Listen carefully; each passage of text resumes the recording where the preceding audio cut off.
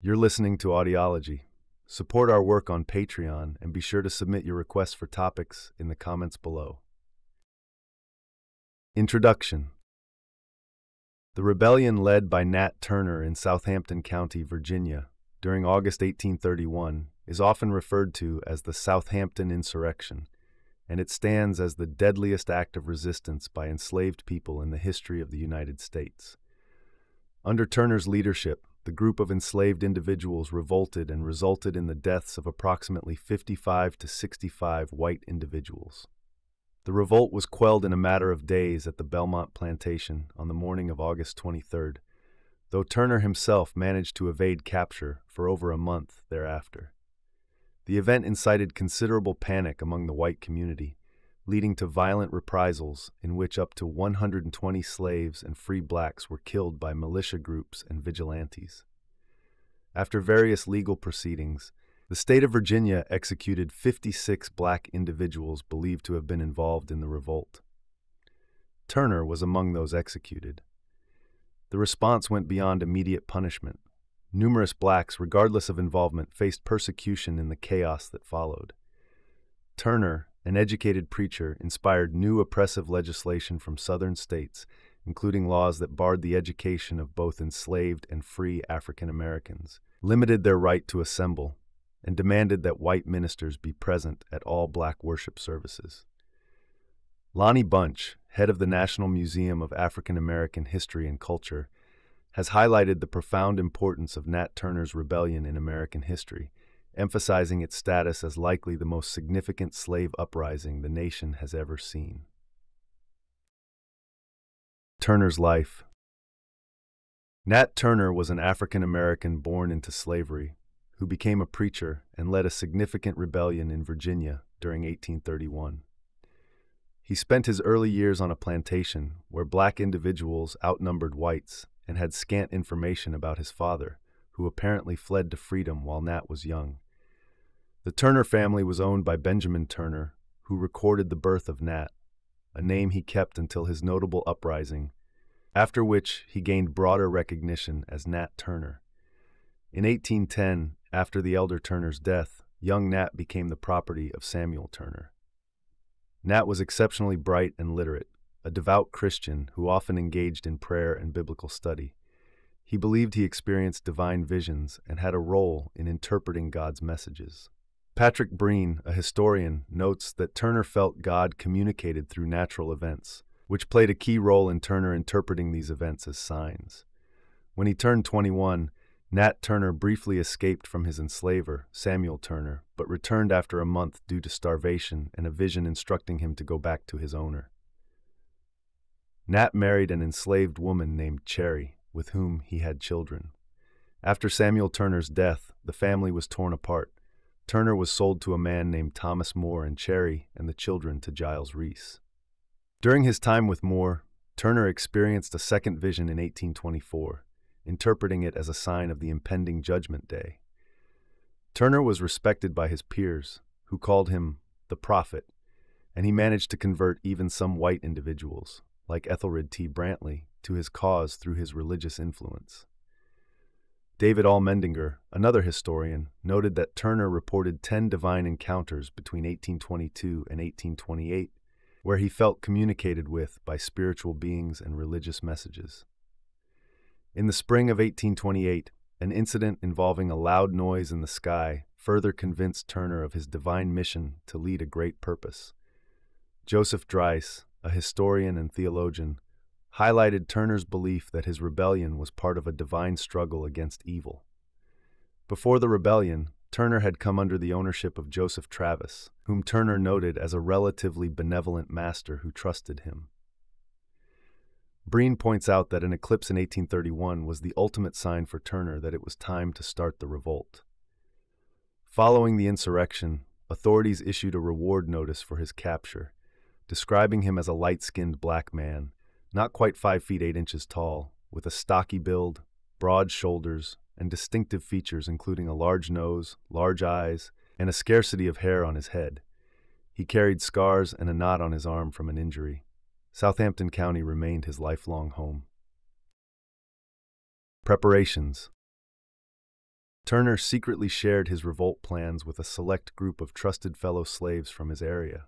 To discreetly coordinate without giving away their plot, they likely used songs to signal meetings in the woods.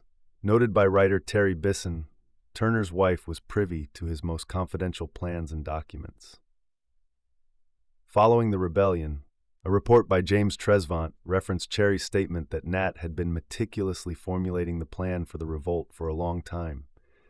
Convinced that he was awaiting a divine sign to turn the slave owners' weapons against them, Turner prepared for a rebellion in Southampton County. He confided his grand mission to 4 trusted comrades: Henry, Hark, Nelson, and Sam. Rebellion. In early 1831, Nat Turner began to see unusual weather patterns as an omen to start organizing a revolt against slave owners. On February 12th, a solar eclipse occurred, which Turner interpreted as a spiritual sign, likening it to a black hand covering the sun, signaling the time to rise up. He intended to initiate the insurrection on July 4th, but a bout of illness postponed his plans, which allowed for more strategic preparations. Then, on August 13th, a strange atmospheric event caused the sun over Virginia to take on a bluish-green hue, possibly because of a volcanic eruption near Sicily. Turner viewed this as another divine prompt.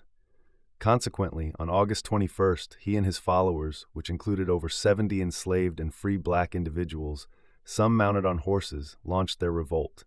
They first eliminated Turner's owner and his household, then proceeded to release other slaves, while eliminating many white people they came across. To avoid attracting attention with loud firearms, the rebels primarily used quieter weapons like knives and clubs. The assault was broadly indiscriminate, targeting white individuals regardless of age or gender. Turner personally admitted to killing a woman named Margaret Whitehead with a fence post. According to historian Stephen B. Oates and other contemporary sources, Turner exhorted his group to kill all whites as a way to instill fear. However, they selectively spared some poor white homes, as Turner felt those residents were no better off than the blacks, and notably bypassed the Giles Reese plantation to protect his own family. In total, the insurgents killed around 60 white people before being overpowered by a state militia force that was double their size, with additional artillery support. Turner believed that the uprising's violence would force white people to confront the savagery of slavery, aiming to create a sense of terror and serve as a wake-up call. Retaliation. Shortly after the rebellion was put down, the local defense force and 3 artillery units were quickly reinforced by naval personnel from the USS Natchez and USS Warren in Norfolk, as well as militia members from adjacent Virginia and North Carolina counties. In a gruesome display meant to deter further uprisings, the militia decapitated black individuals accused of being part of the rebellion and placed their heads on spikes along the crossroads, which led to the naming of a local road, present-day Virginia State Route 658, as Blackhead Signpost Road. Panic spread as there were unfounded rumors that the insurrection had extended far into the South, reaching Alabama. North Carolinians believed they had seen large groups of enslaved people on the move, and there were false reports of atrocities committed by them in Wilmington, resulting in a march towards the state's capital. This widespread panic resulted in unprovoked and violent attacks by white residents against black people across the South. The violence was characterized by the Richmond Whig's editor as indiscriminate and brutal murders of numerous black individuals without any legal trials. This wanton violence persisted for 2 weeks, even after the rebellion was quelled. General Epps had to step in and issue commands to the military and the public, insisting that there would be no tolerance for such acts of atrocity moving forward. He expressed profound regret for any perceived need that justified such brutality, yet resolved to remain silent on past incidents. Reverend G.W. Powell, in a letter to the New York Evening Post, acknowledged that countless black people were being killed daily, noting that the true death toll would likely remain unknown. A report highlighted a militia from Hertford County, North Carolina, who in a single day killed 40 black people and robbed them of money and valuables. Captain Solon Borland of a unit from Murfreesboro, North Carolina, specifically criticized these murders not on a moral basis, but because they represented theft from the owners of the enslaved individuals. Scholars today are in consensus that the reactionary violence by militias and impromptu mobs resulted in the deaths of up to 120 black individuals, most of whom had no connection to the rebellion at all. Capture. After leading a slave uprising, Nat Turner managed to evade arrest for a period of 6 weeks, during which he remained within the confines of Southampton County. As part of their efforts to locate him, law enforcement officials interrogated his wife, Cherry. The ordeal she faced was captured in Terry Bisson's account, which details the violence and torture she endured to extract information about Turner's plans and whereabouts.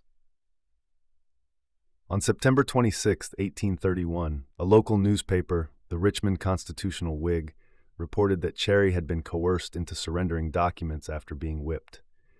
A publication from the same year, The Authentic and Impartial Narrative, mentioned that Cherry had been in possession of Turner's diary entries following his escape.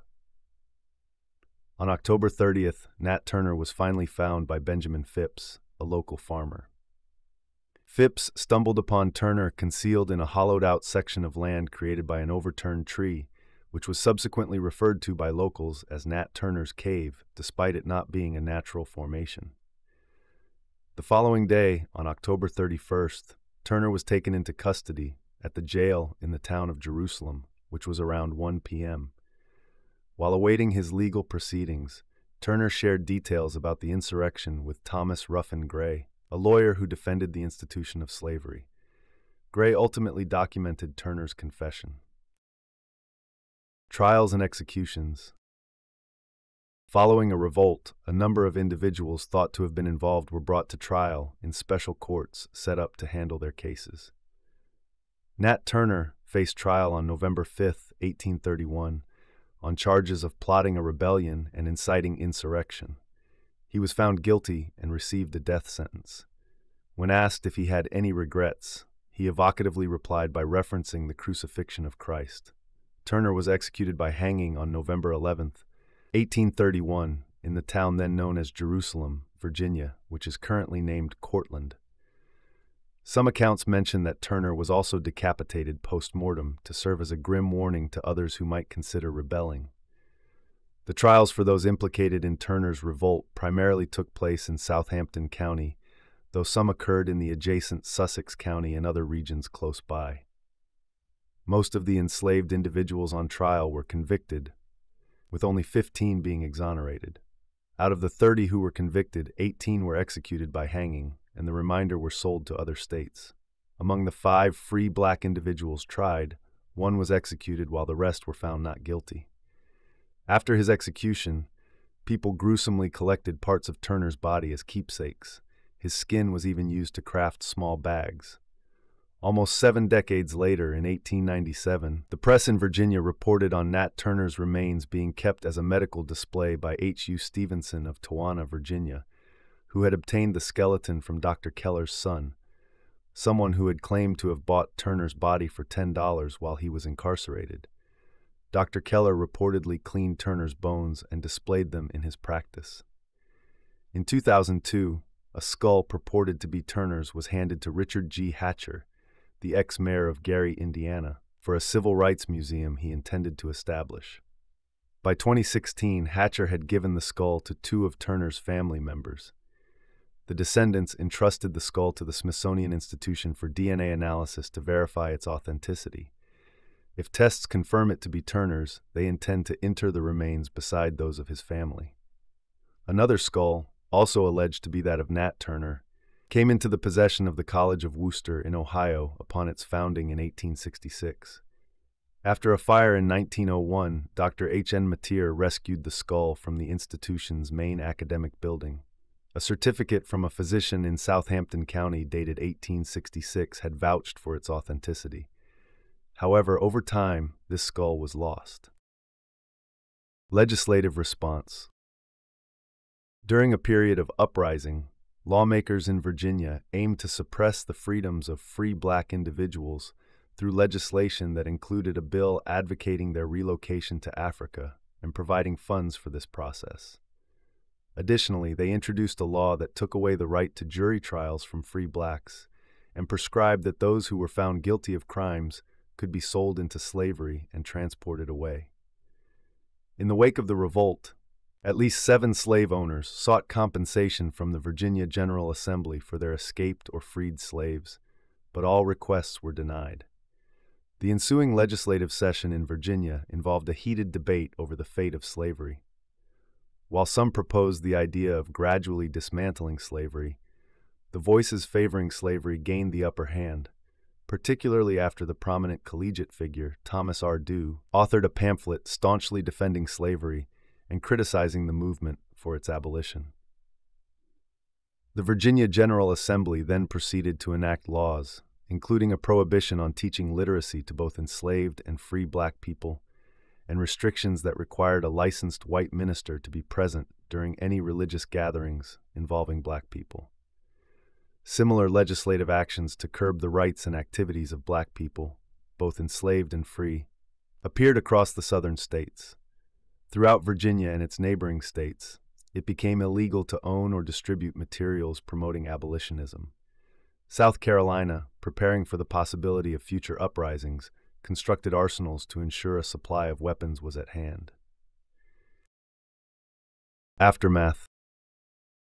William Lloyd Garrison, a steadfast abolitionist, expressed his views in an article titled "The Insurrection" on September 3, 1831, within his newspaper, The Liberator. A week later, on September 10th, The Liberator featured snippets from a reader's letter indicating a widespread belief among Southerners that the paper was somehow involved in a recent revolt. The letter included ominous warnings that Garrison would meet a fatal end were he to travel to the South. Southerners voiced this sentiment frequently, asserting that he would be silently removed. In November of that same year, Thomas Ruffin Gray released a pamphlet titled The Confessions of Nat Turner, which was based on research conducted while Turner was evading capture, as well as discussions Gray had with Turner while he was imprisoned awaiting trial. This publication, which sold tens of thousands of copies, was a significant contemporary source on the Nat Turner Rebellion. However, the Richmond Enquirer critiqued the work on November 25, 1831, suggesting that the articulate and expressive language used was improbably that of Turner himself. Despite this, the review accepted the overall narrative as genuine.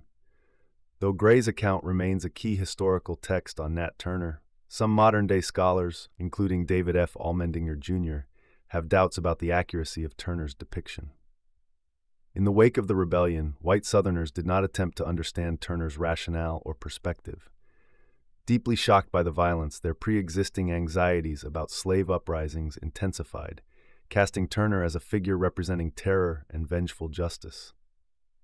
This fear resonated even in the North, as evident by the emphatic rejection of a proposal to establish a college for African Americans in New Haven, Connecticut, an episode now known as the New Haven Excitement. The terror stemming from Turner's insurrection and subsequent debates over the abolition of slavery led some to reframe the concept of slavery as a beneficial institution.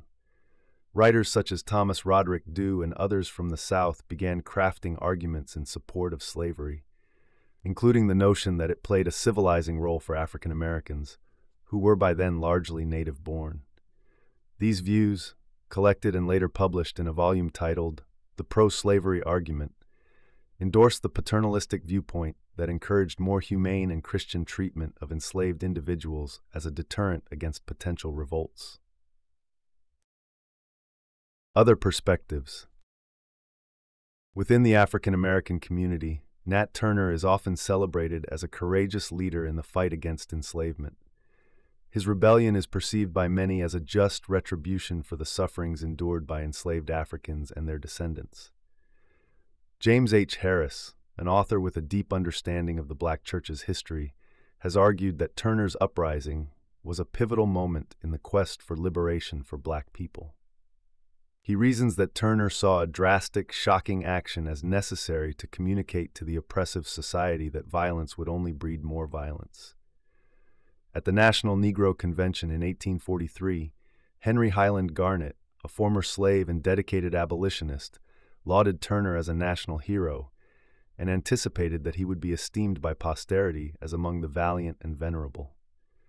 Thomas Wentworth Higginson, a white author from the North, also offered high praise for Turner in an influential essay published by the Atlantic Monthly in 1861.